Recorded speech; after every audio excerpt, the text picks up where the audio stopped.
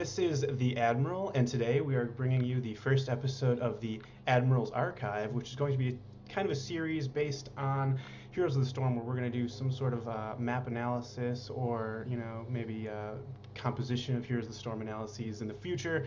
Basically, things that are going to be valuable to you to help you win at Heroes of the Storm. And today, what we're going to do is talk a little bit about Sky Temple, which is a sweet map on Heroes of the Storm. So without further ado, stalling, etc., let's go ahead and dive into the game. I've got a replay opened up here. Give me 1 second, we are going to get started. Here we go. So, basically, before we get started, let's just talk a little bit about the map. So, the map itself, fairly large. There are 3 lanes, like most maps on Heroes of the Storm. So, there's this top lane, there's this middle lane, and there's this bottom lane. But, importantly, let's talk about the lengths of each lane first off. The bottom lane is the, looks like the longest of the 3 lanes. The length is not as important as the watchtower location. So there's only 1 watchtower on this map. That's important to note because usually maps have 2 watchtowers. So this map, basically the top area of the map is revealed by this 1 watchtower. So the top area of the map is not really the most dangerous place, but we'll get into that later. The bottom area of the map is actually one of the more dangerous areas, including a boss. And most maps, the boss is actually located usually on your side of the map, and then there's another one on the enemy side of the map, excluding Tomb of the Spider Queen, where there's also a boss in the middle, which, because the boss is located in the middle of the map, always makes it a very, very tricky, risky kind of maneuver to try to take. All right, let's go ahead and jump into the game. We'll continue as we go. One of the this is one of the snowballish maps where early game advantages can really pay off dividends as the game continues to go on. So we're going to talk about the team composition at play in this matchup. So before we actually start the game, let's look a little bit at some of these heroes and why they might be a good choice for this map. So, Brightwing. I think Brightwing is an excellent choice for this map for a couple of reasons. So like I said, this is a snowballish map, so Brightwing is a hero that's actually very, very good early game, and is a really good hero all around and even into the late game. But more importantly, it's a very strong hero early game, which is really important on Sky Temple. If you look at some of the options Brightwing has for his level 4 trait, again, you want to think about early game heroes, but more importantly, Sky Temple is a map where you want to, I guess I should say equally important, is holding down a position, and Brightwing's very good at doing that because at level 4, not very common, usually Protective Shield is taken, but Envenom is unlocked, and that's really a very strong trait you can grab, especially for the early game, which is so important in this situation. So Brightwing, I would say, is a very strong pick. Another really strong pick for Sky Temple is Falstad. Not necessarily for his holding that, being able to hold down a position, but that is actually another one of his strengths. If you use his W ability, I believe, he starts shocking you automatically without attacking in an area. Really, you don't want to sit in that, you want to run away from it, so another strong hero. Some other strong heroes on this map would actually be probably Sergeant Hammer, going into Siege Mode and holding down a position, extremely strong. He's not in this game, unfortunately. Gazlo, Zagara, and Stitches, actually, I would say, is extremely strong. What's in common? Well, Zagara also has access to Envenom. So does Sylvanas, who, is she in this game? She is, actually. Sylvanas, I would say, is another good hero. But that's just some thoughts. Abathur, in my opinion, I would say, is a bit of a weaker hero on this map, just because he doesn't give the team the presence that they really need, but we'll have to see how that plays out. Alright, let's go ahead and jump into this game. Let's speed it up a bit, get it going. Okay, so the game started. So I've sort of got my money on red team right now, even though blue team does have a good pick with Sylvanas. We're going to have to see what happens. Rehgar, I would also say, is a pretty good hero in this map, just because he has a very strong 1v1 ability, and again, once more towers come up, the ability to fight one-on-one becomes more important because you're going to be splitting up, trying to take as many towers as you can. Falstad, another strength is his mobility. This is a very big strength of both Falstad and Brightwing. We're going to have to see how those play out. Brightwing, Z ability, able to teleport to any hero that he wishes on a cooldown of, think it's like 30 seconds or so. It's a fairly short cooldown for sure. So let's go ahead and get this going. This is again a game where early advantages can be powerful. So we are going to have to see how this plays out. Oh, important to note, when the game first starts, you're going to want to keep an eye on the timer. So I'm going to go ahead and share some secrets with you. Very secret. So the first tower will activate at 1 minute and 30 seconds. So why don't we go ahead and speed up for that. Going right along.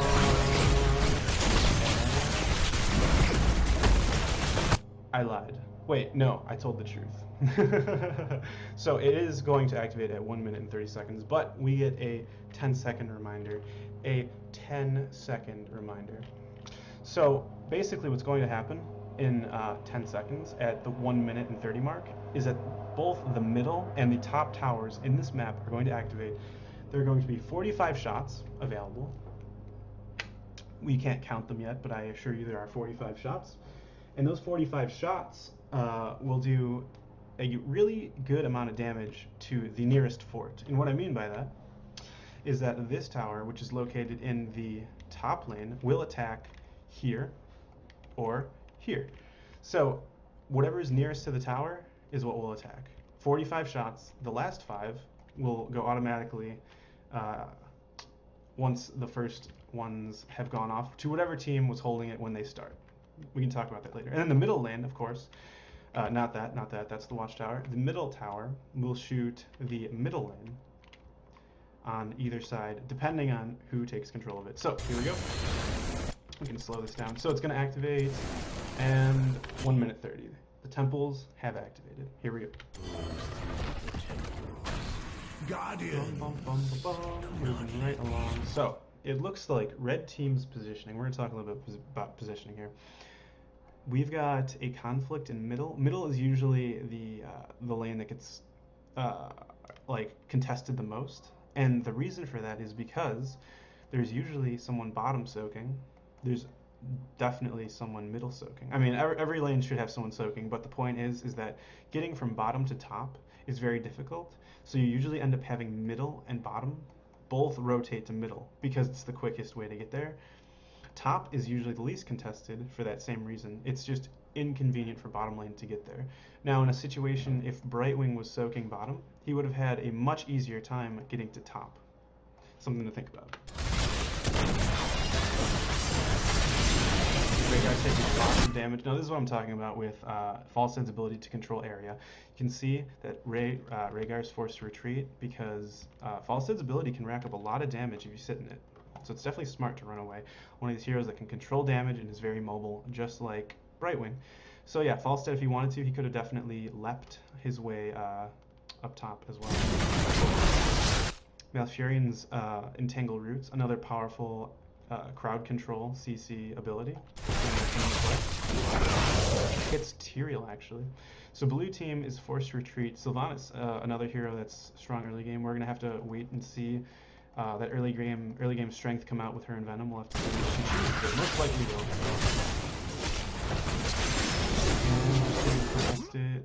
Looks like top temple. Ooh, Raynor getting a little bit low, falling back. Tychus low again. So even though Abathur is on Tychus, Abathur doesn't really provide that strength that blue team really needs, and I think that's hurting them. We'll have to see if Abathur has some. I mean, Abathur is more of a late game hero, lane pushing hero. So again, not the best pick in my opinion for Sky Temple. Red team actually grabbing, I think, both towers now. Yep, red team doing very nicely. Actually, Falstad taking a lot of damage, being forced to retreat. Brightwing, not with his team down here. I think that might be a mistake, just because this team is in a lot of is taking a lot of damage. So it looks like it might turn out okay. Brightwing, actually, Falstad being forced to fall back is pretty bad. That could, yeah, really take middle. See, it looks like top didn't need too much assistance. He may be able to come in. A little bit of damage, put it in there and actually take him out. So both teams actually getting level 4. We're gonna have to see what we choose. And there it is in Venom, a very strong ability. We're going to see Brightwing choose Protective Shield. I would say Protective Shield is probably the right choice, just because Brightwing is kind of that support hero, even on this map. Venom could be nice if maybe you're lacking the DPS you need, and this is a map where like you want to kill people as fast as you can, but I do agree with Brightwing's choice in this scenario. But Sylvanas has Venom, so we might see red team come ahead with that choice. We are have to see. Alright. Last 5 shots going off, and boom. So 2 minutes and 40 seconds. Pay close attention to when those final shots are fired, because exactly 2 minutes after those shots are fired, the next temple will activate. So the next temple will always be the bottom temple. After the first 2, which is middle and top, the bottom one will always be the next one, and you have to count. So 440 will be the spawn timer of the next temple. And the reason that's important is because you usually want to grab the top mercenary camps right before you move in. Right before you move down at bottom, because having that top lane pressure means that, well, basically everyone's going bottom, right? So grabbing the top mercs means that they're going to be almost guaranteed damage, because everyone's going to be bottom. And doing more damage is always a good thing. Moving right along. Almost there. So when's a good time to grab bruisers? It depends on how fast you can kill them. So we said 440 is when it's going to activate. I would say grab them, and then you can grab them whenever, but you wouldn't want to stand in the circle and activate them until 440 or around then. Maybe even a little bit before. Maybe like 430 you'd want to activate it. Basically, you don't want to activate them too early, but you don't want to activate them too late, right? So I would even say maybe start killing them around 420. No, that's way too, because you want to establish your position. So I'd say around like 4 minutes, and then have someone activate.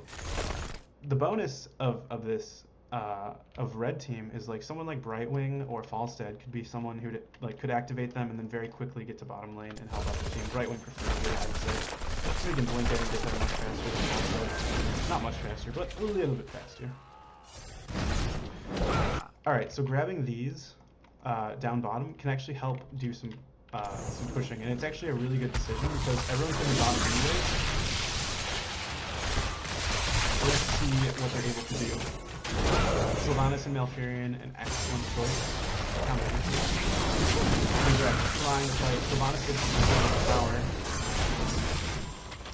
Got 3 red players top simultaneously doing some nice pushing. These towers gone. So this is also a nice place to push, actually, if you were able to take the top tower, because again, the top tower attacks the top lane, something to note. So the bottom tower is going to be attacking the bottom lane. So the reason these 2 siege giants are actually a really good idea to grab right before bottom camp goes is because these, if these towers are gone when bottom lane activates, then this fort will actually die. Something to take note of.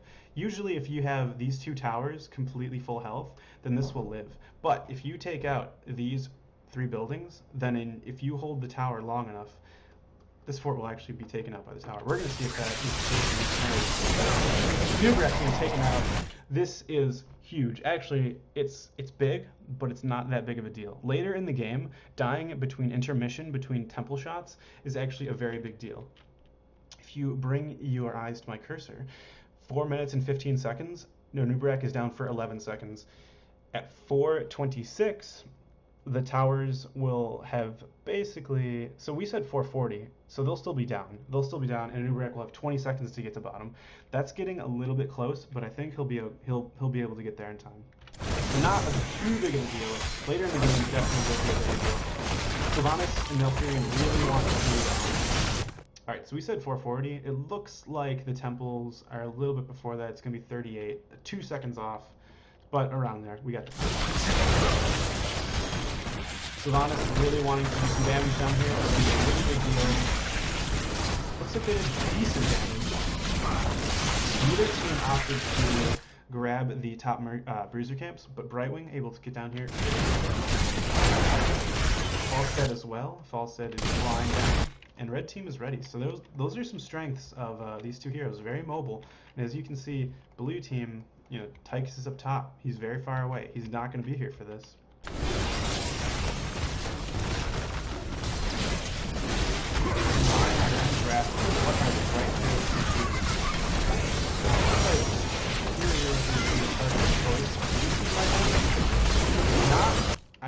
I would not say that Tyrael is a good target. He can get away really easily. He has Smite, which gives him a 25% movement speed bonus.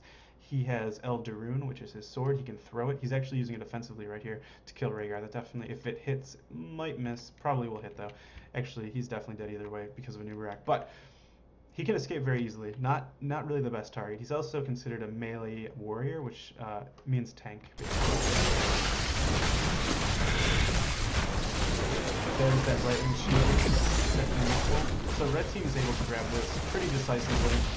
So that push by blue, it would have done some serious damage and probably taken out this fort if they had won that team fight, but they were unable to. And red team unable to take out these 3 towers. This fort will survive. The temple's fired. They push afterwards. We'll have to see how that turns out. Falstad going back. Raynor trying to get some extra damage with fire with thunder shots. Boom, boom, boom, and they can now leave in safety. Look at that, excellent mobility. Last 5 shots are 3. And we begin to look again up here. 5:50, 2 minutes later, we're going to see at 7:50 the top and the bottom towers activate. This is set in stone. After this, everything is random, except for the 7th and 8th towers, temples I should say. All 3 of them will activate during that phase, which will be, depending, game to game, it varies, but around the 21-minute mark. So during this intermission, this 2-minute intermission, until 7:50, we're going to see what happens. Looks like Sylvanas is pushing.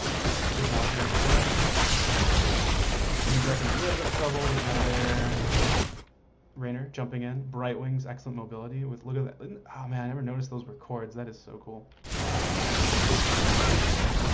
Wow, doing lots of damage. It seems like Sylvanas will probably be able to kill Raynor. We're gonna have to see.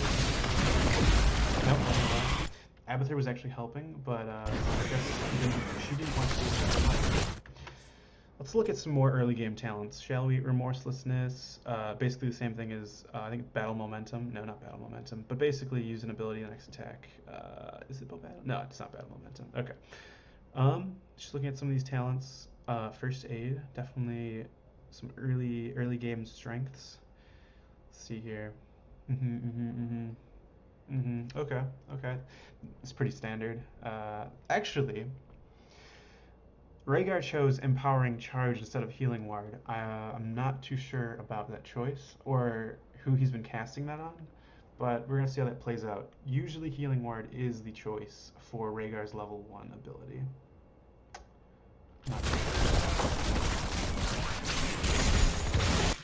Tychus killing Falstad. Let's look at the timer. We said 7:50, 22 seconds. Falstad just fine.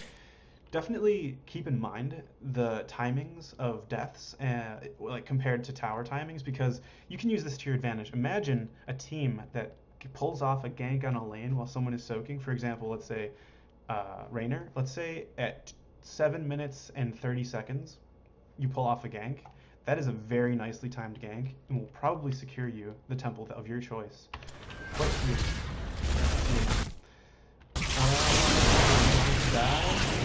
That is exactly what I'm talking about.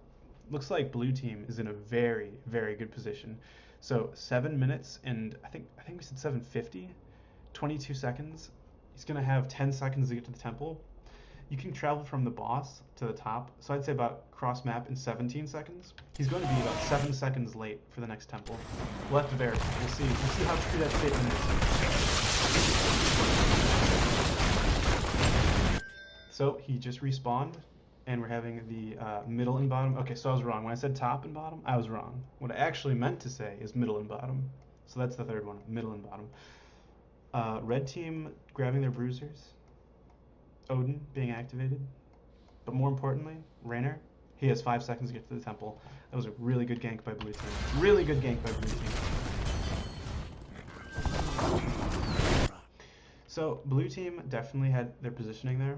Blue team, again, not having too much presence because of Abathur, but Red team, I guess it wasn't too big of a deal. It's still, those types of things can be a big deal in highly coordinated groups.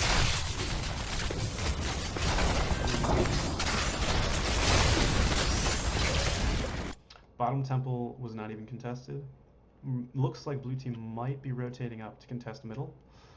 We got Malfurion getting a nice entangling roots off. Blue team is sort of scattered around, but it looks like Raynor's in a little bit of we're going to see what happens here. Tychus doing lots of damage. Falstad actually going down. Nice grenade by Tychus. Anub'arak looks like he might also die.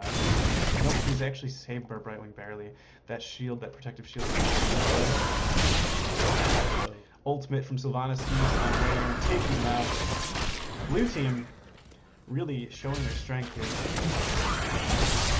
Looks like Abathur the ultimate, giving him the monstrosity, and it looks like he almost killed Anub'arak if Brightwing wasn't there. That was pretty good. Interesting choice for this map. We're gonna have to see what blue. So blue team actually doing an excellent job of grabbing temples.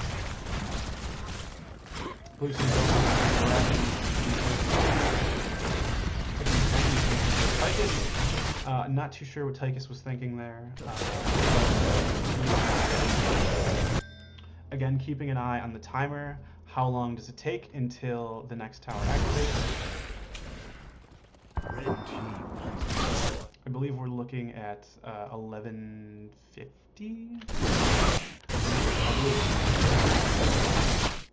I was wrong. It is going to happen approximately 11:10. Raynor catching only activating. Raynor taking out.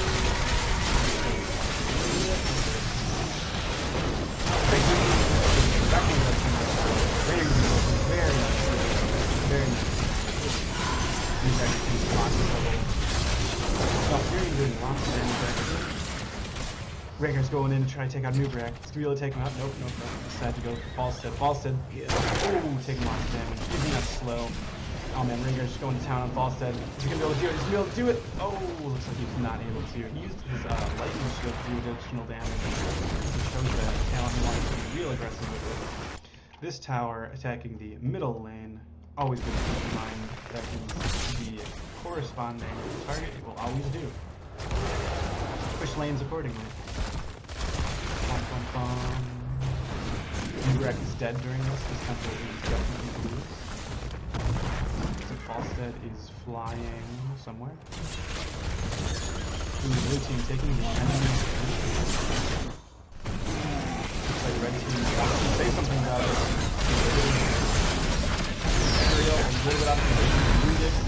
He actually threw Eldaroon to engage, so keeping that in mind, if blue team all turned and tried to kill Tyrael, he would most certainly die.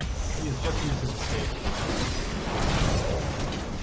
A long way, and he is unable to escape. Definitely keep in mind, when Eldaroon is Tyrael's main method of escape, if he uses that to engage, he is an excellent target. Blue team capitalizing on that. Gearing up.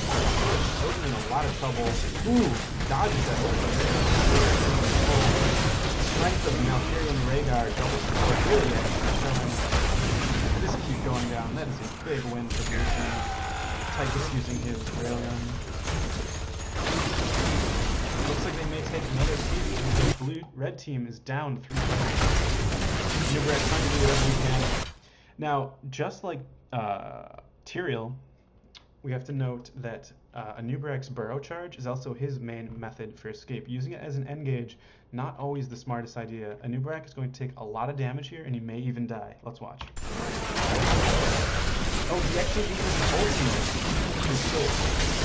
The ultimate does a lot of damage and heals him, and is really good for winning team fights, but now it's down for the next fight. Him and Brightwing are not going to win this fight, and the fact that he used his ultimate as a way to escape and live almost sealed blue team's victory, because at the next team fight, Anub'arak will not be as useful as he typically is. Looks like he could even die right here. Brightwing going down. Ooh, this doesn't look too good. Anub'arak Sparrow Charge comes back. His main method for escape is using the whale. Red team's in a lot of trouble here.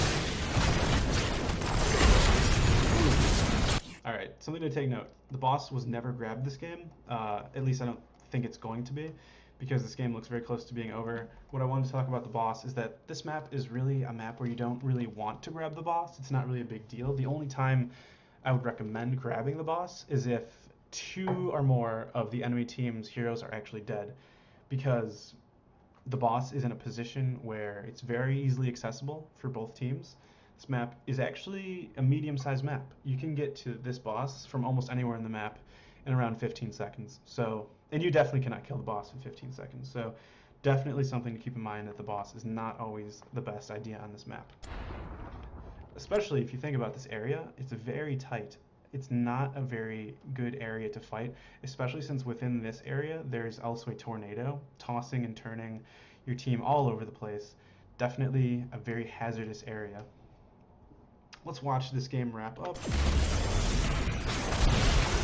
red team will be able to fight back. Nitrogax using Burrow Charge to engage. There are situations where Burrow Charge is good engage if your team has your back. Also, especially good if you have your ultimate, which he does not have either. Tychus capitalizing on the fact that Nitrogax uses Burrow Charge to attack. Again, it's, you know, you gotta have a feel for when you can use that to attack. Looks like the new team wants to turn around and they got some going in there. Tychus is doing excellent damage. It's a close fight. You see how they come ahead. Anub'arak is not here though. Also being taken out Tychus is doing nice damage. Oh wow. That arrow doing excellent job silencing. Sylvanas looks like she'll get away. Blue team successfully retreating. Only losing Tychus. Tychus dying at a bad time though. Temples are going to be active, and Tychus down for 40 seconds. This temple is likely red team.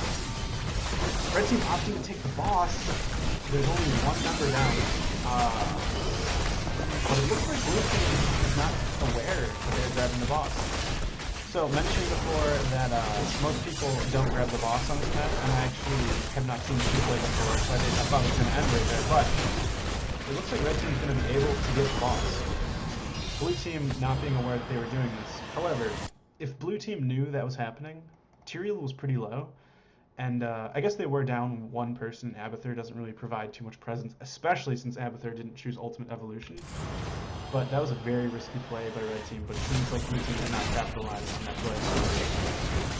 Top tower being grabbed by the blue team.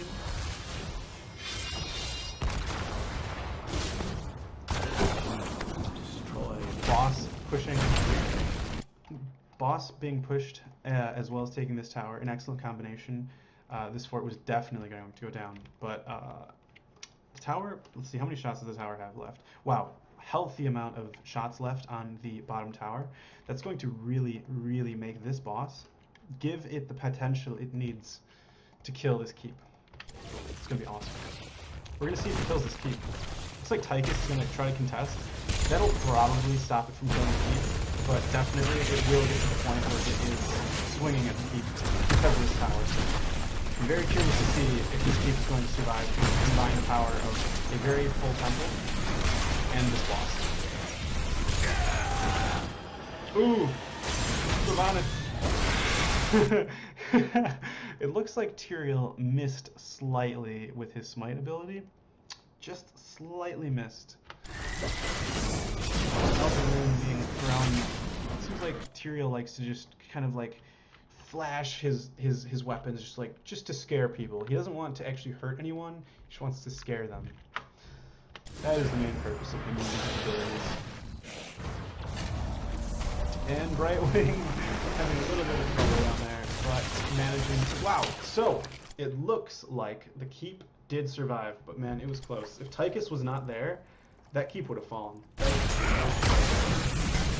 Grabbing the bottom boss and then choosing to fight for the bottom tower. An excellent concentration of resources.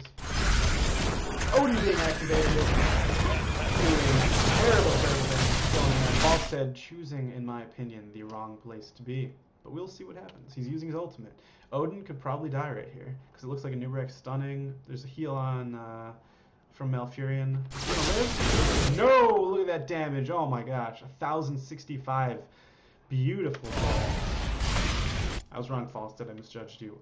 Oh, he activated that extra ability power. Check this out, guys. Where is that at? Falstad. Boom. Overdrive. Activate to increase ability power by 25%. That, in conjunction with Hinterland Blast, 25% of 838 is 1,068-ish, around there. And that's why poor Odin was taken out in a single blow. Excellent play. Falstad, I don't know how you died, but you are dead. Looks like Sylvanas is in trouble. Oh, Rehgar not able to help. Red team looks like we made a comeback, even though all 3 keeps are down, which means that all 3 lanes, unless contested, will be pushed back. That might give him a bonus. Too much. Red team having an advantage right now.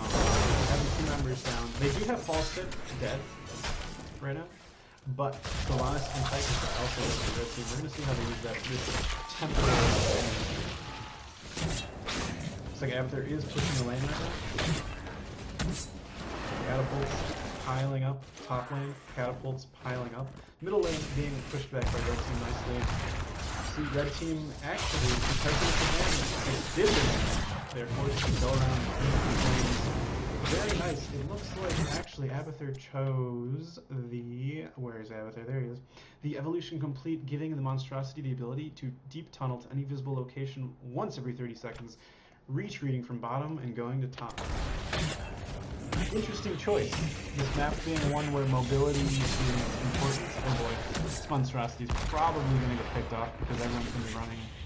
Looks like middle. You can definitely predict, after seeing red team and the bottom lane, predict that red team will most likely go to middle. Use that to your advantage. Looks like this camp will be grabbed right before they head that way. And the fight before was not too big of a deal because everyone is up. So this, we're going to see a huge fight go down. Can you guess which team is going to be at the advantage? If you guessed blue team, then you are correct. Why is blue team at an advantage? Well, let's take a look at their levels. Level 20. Let's see what we got here. We got Storm Shield from Malfurion. Sylvanas, let's just hit play a little bit. See what she decides. Definitely a good choice. This is a good one. This is a good one. This is a good one. Sylvanas, are you going to choose your level 20? I predict Bolt of the Storm. I think that's, in my opinion, the best choice, usually.